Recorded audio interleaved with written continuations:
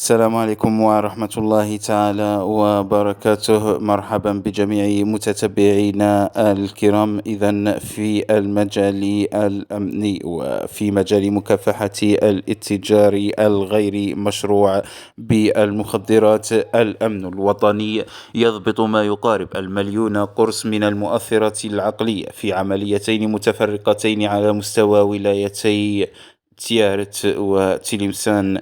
الأمن الوطني، العمليتين النوعيتين أسفرتا عن ضبط 800,928 قرصا مهلوسا من نوع إكستازي وبريغابالين.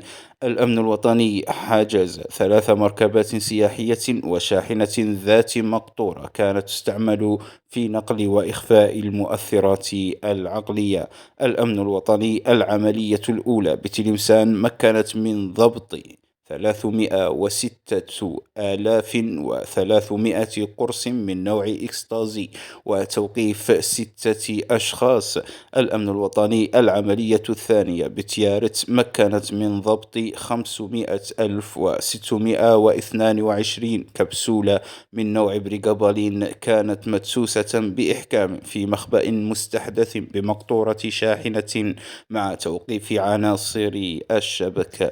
شكرا لإصغائكم، دمتم طيبين. لا تنسوا الاشتراك في القناة وتفعيل زر الجرس ليصلكم منا كل جديد. والسلام عليكم ورحمة الله وبركاته.